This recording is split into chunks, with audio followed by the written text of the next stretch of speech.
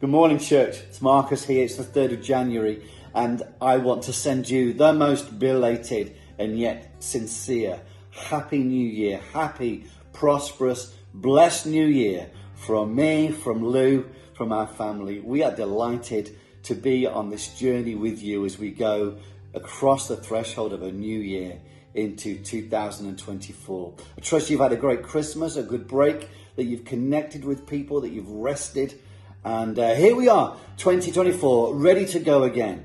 So what are we going to do? How are we going to be better than we were last year? How are we going to see more success and more of God's glory come? How are we going to see the church expand and grow and fulfill its potential for the glory of God this year? All of these things may be going through your head, and they have been going through mine.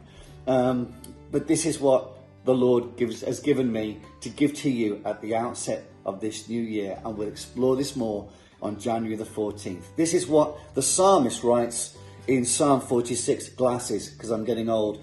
Reading, I need them. Okay, God is our refuge and strength. He starts to speak about how he is a present help, God, in our time of trouble.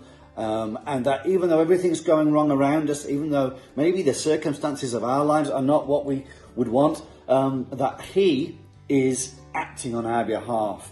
Talks about a river that there is amongst the people of God that makes us happy, his river. It talks about how the nations rage and totter, but God is with us.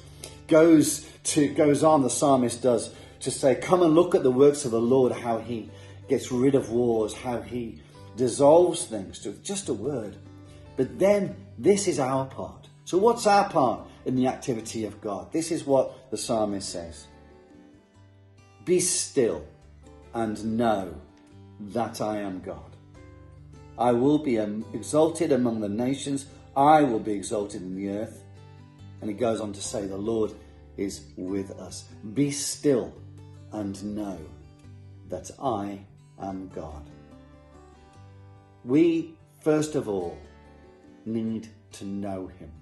We were designed to know him, not just to do for him, not just to do what we think he wants us to do, but to really know him. I want to invite you in this month to go deeper in your knowledge of God. Not just your head knowledge, but your heart knowledge, your spirit knowledge. Together, let's learn to hear the voice of God like never before, because our vision of who he is what will pave the way for everything that he wants to do in and through our lives. Let me read you something from Tozer to close off with.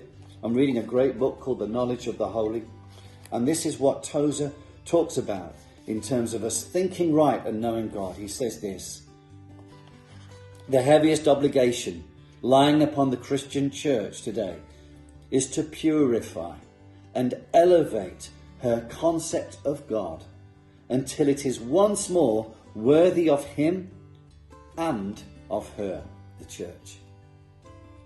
I want to encourage us to know him, to get a fresh vision of who he is as we head into a new year, to purify ourselves in his presence. And after that, all the things that we will do together will come from that knowledge of him and his will in our lives. God bless you. Looking forward to seeing you very soon.